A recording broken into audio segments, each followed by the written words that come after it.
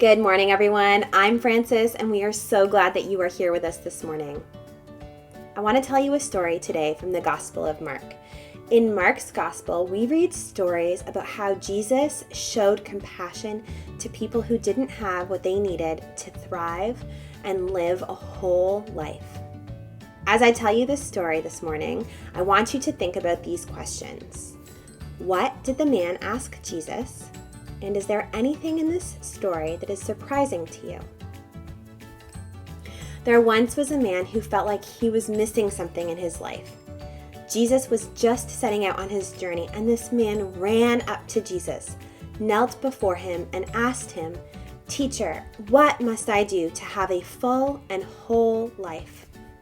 Jesus said to him, "You know all of the commandments given by God to Moses. You know God's rules and how to follow them." And the man said to Jesus, "I have followed God's rules since I was very young." Jesus looked at him with love and said, "You are missing one thing.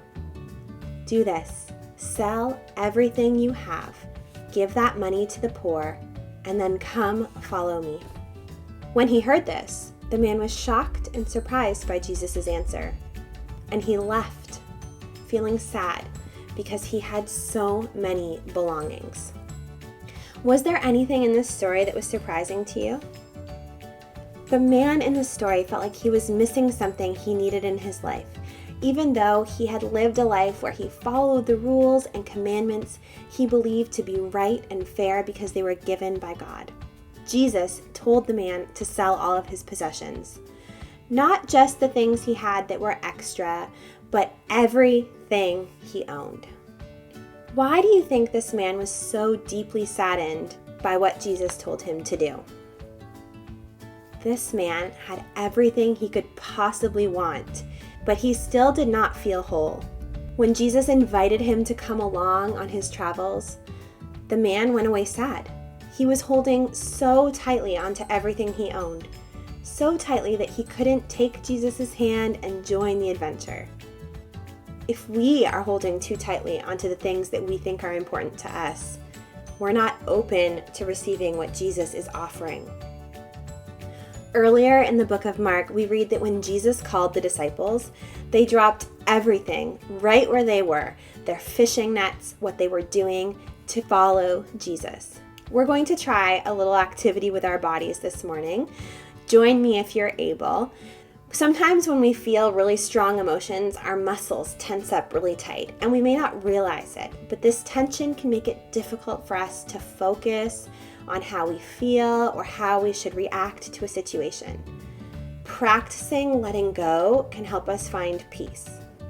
So let's practice squeezing our hands really tight and then releasing them. If you're able, start not too tight and then get tighter and tighter. And then as you release them slowly. We're going to do this activity once through, but you are more than welcome to try this again later or through this week, and even to repeat it a couple of times. Are you in a comfortable position? Okay. When we feel angry, sometimes our hands tense into fists. It's okay to be angry, and sometimes our feelings of anger are too big for us to carry. Can you squeeze your hands into fists as hard as you can? And then relax your hands and say, "Jesus, I give you my anger." If we are worried about something, our forehead might tense up. Can you make a thinking face and show that tension? Sometimes we worry so much we start to feel afraid or we forget to pray. So tense up your forehead really tight and then relax, saying, "Jesus, I give you my worry." If we feel scared, we might tense our legs or our arms. Can you squeeze those muscles in your legs really tight or your arms? And then relax them, saying, "Jesus, I give you my fear." When we are bored, we might feel restless.